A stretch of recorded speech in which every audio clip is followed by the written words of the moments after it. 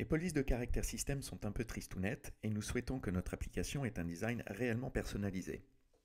Utiliser des polices de caractère personnalisées s'effectue en 3 étapes.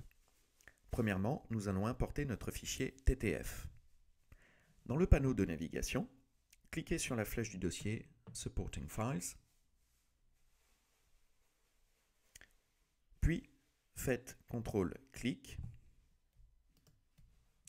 New Group, et nommez celui-ci Fonts.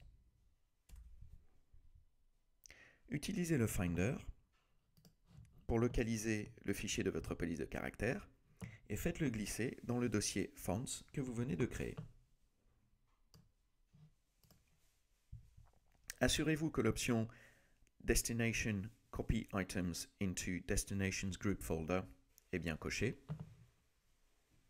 Et dans la liste Add to Targets, cochez le nom de votre application. Nous allons maintenant indiquer à l'application la présence de notre police de caractère pour pouvoir y faire référence. Cliquez sur l'icône de votre application en haut du panneau de navigation, puis cliquez sur l'onglet Info. Sélectionnez la dernière ligne du tableau, Custom iOS Target Properties, et cliquez sur le symbole plus. Tapez le mot Fonts. Xcode complète la suite avec la phrase Fonts provided by application.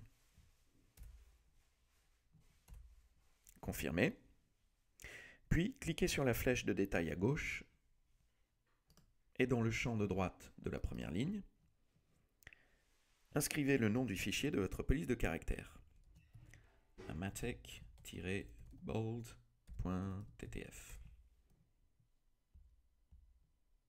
La deuxième étape est complétée. Retournez dans votre fichier if/viewcontroller.m. En dessous de la ligne de code modifiant le texte de notre label, tapez self.messagelabel.font égale et la méthode UI font with name arrobase. Le nom de notre police dans cette méthode est amatic-bold sans l'extension et la taille 24. Point virgule pour terminer la ligne. Cliquez sur Run pour lancer le simulateur. Notre message s'affiche bien avec notre nouvelle police de caractère, mais il est un peu coupé. Pour corriger cela, retournez dans le storyboard et dans l'inspecteur de taille du label,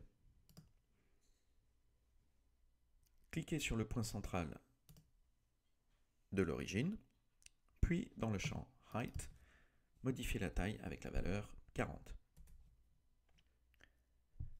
Sauvegardez, relancez le simulateur. Voilà, vous savez désormais comment utiliser vos propres polices de caractère.